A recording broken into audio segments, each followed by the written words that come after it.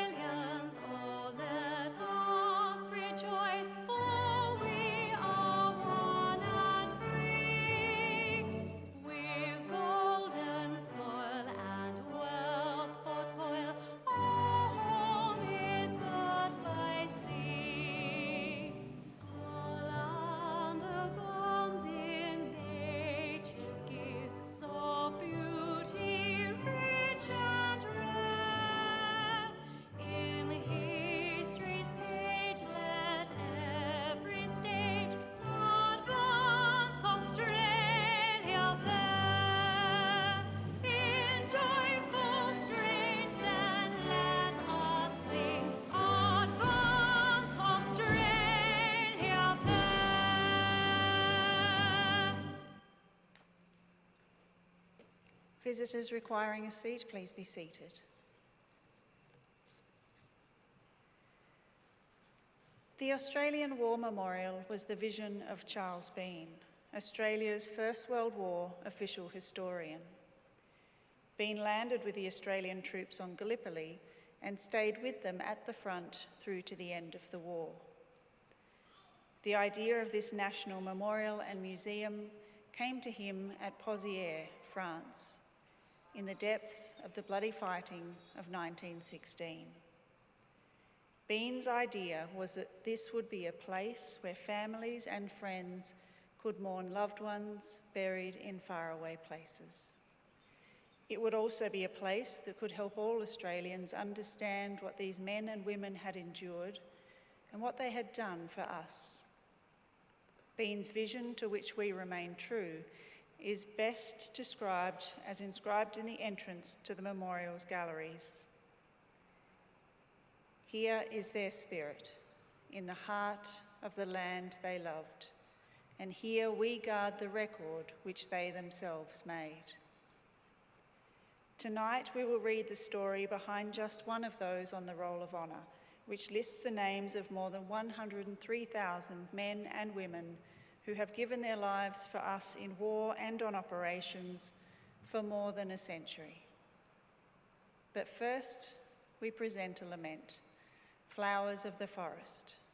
Wreaths and floral tributes will now be laid at the base of the pool of reflection.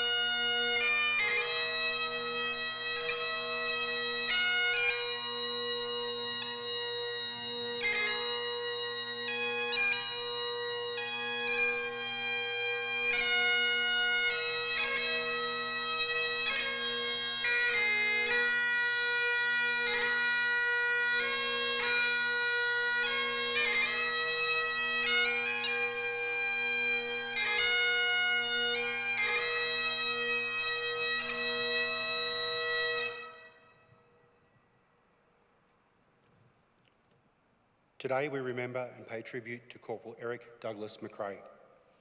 Born Woodend, Victoria in 1892, Eric McRae was the youngest of 14 children of Christopher and Mary McRae.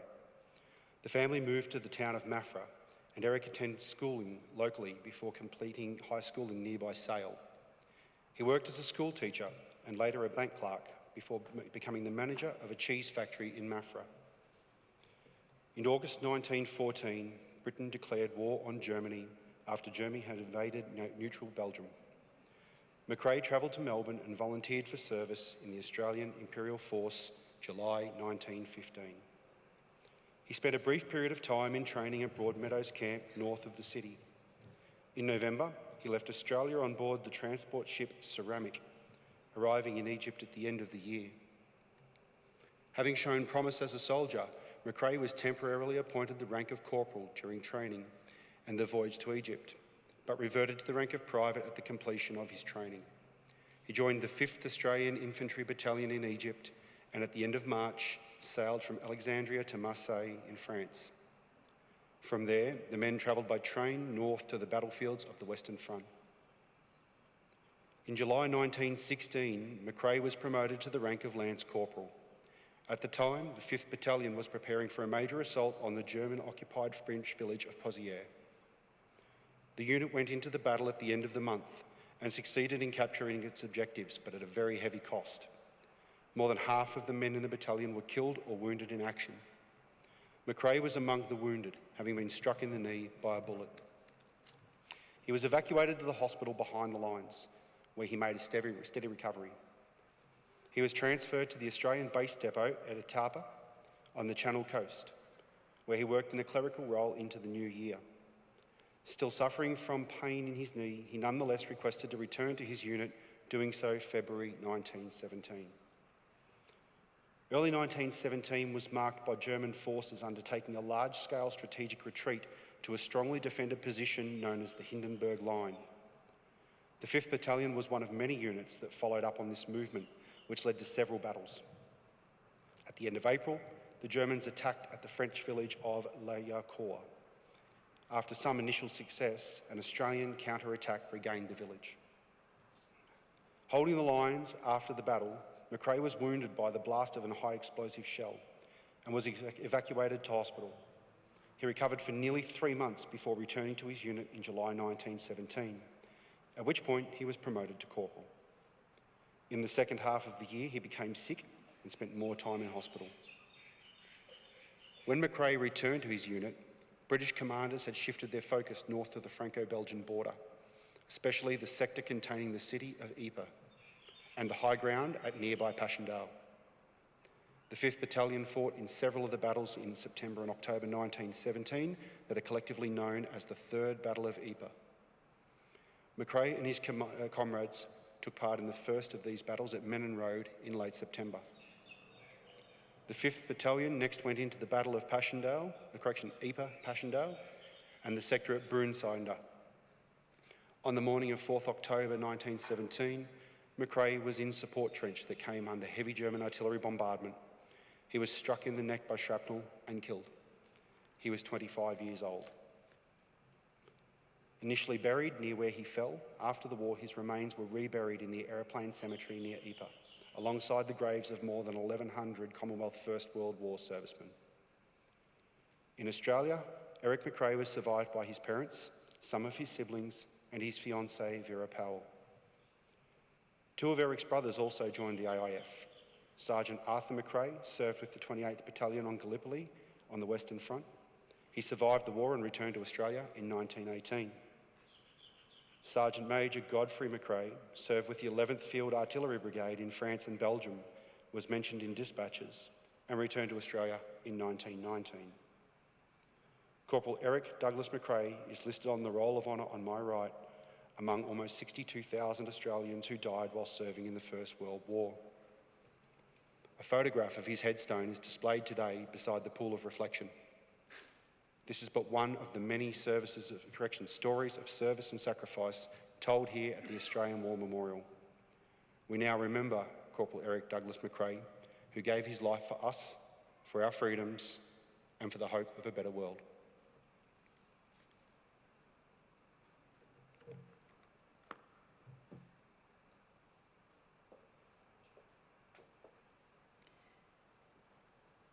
Please stand for the reading of the Ode and the sounding of the last post.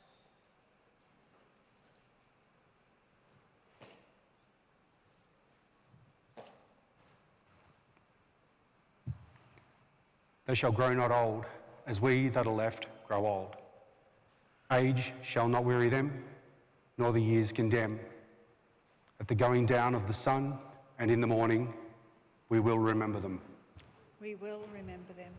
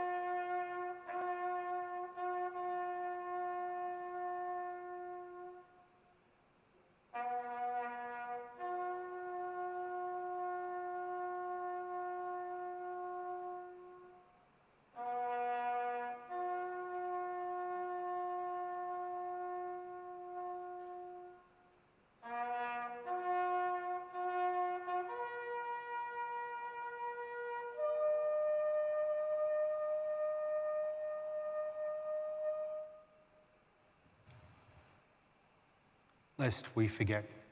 Lest we forget.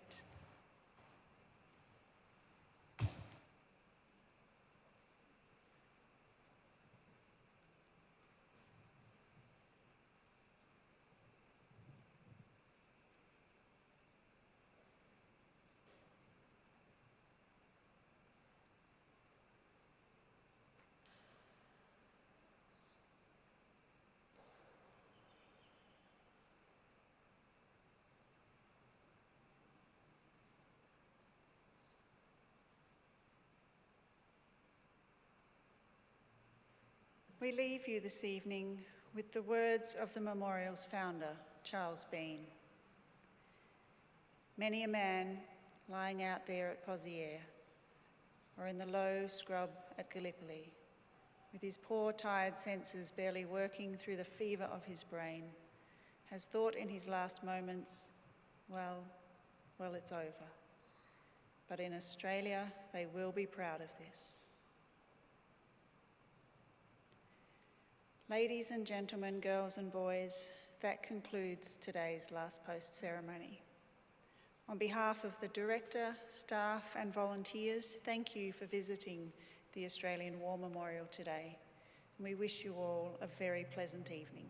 Thank you.